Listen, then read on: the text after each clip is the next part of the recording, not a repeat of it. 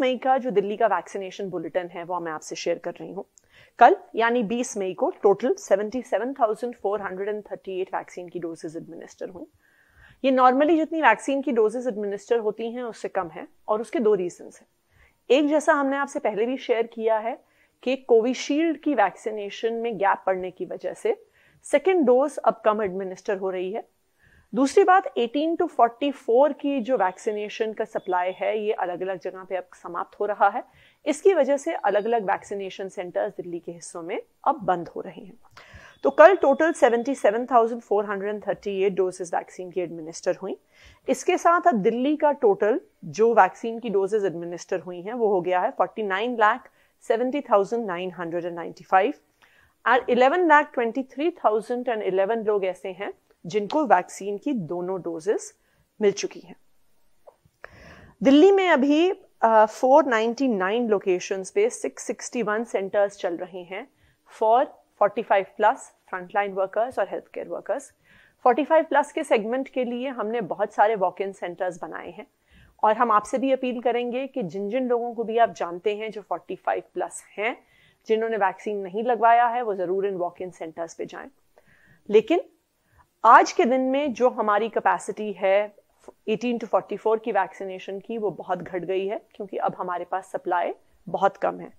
तो जब हमने 18 to 44 की वैक्सीनेशन शुरू की थी तो वो 99 स्कूल्स में 368 साइट्स पे चल रही थी।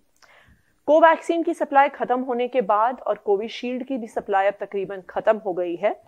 अब हमारे पास वैक्सीन जो 18 to 44 के लिए आज एडमिनिस्टर हो रही है वो सिर्फ 46 स्कूल्स में 133 साइट्स पे हो रही है। इसका मतलब कि पिछले एक हफ्ते में 235 वैक्सीनेशन साइट्स 18 to 44 के लिए हमें बंद करनी पड़ी हैं। जहां तक स्टॉक पोजीशन की बात है, अभी तक 45 प्लस के लिए जो हमें टोटल वैक्सीनेशन का स्टॉक मिला है दैट इज 45,94,250, जिसमें से 43,40,540 यूज हो चुका है और 2,53,710 आज भी अवेलेबल है। इसका मतलब ये हुआ कि कोवैक्सीन का स्टॉक तो वैसे भी हमारे पास काफी कम सप्लाई में ही है। अभी जो कोवैक्सीन का स्टॉक है उसे यूज किया जा रहा है सिर्फ लोगों को सेकेंड डोज वैक्सीन की देने के लिए, क्योंकि बहुत लिमिटेड सप्लाई में 45 प्लस के लिए भी कोवैक्सीन है। तो कोवैक्सीन का स्टॉक हम मानेंगे कि नॉर्मल जिस रेट पे वैक्सीनेशन होती है उसके हिसाब से एक दिन से भी कम स्टॉक अवेलेबल है।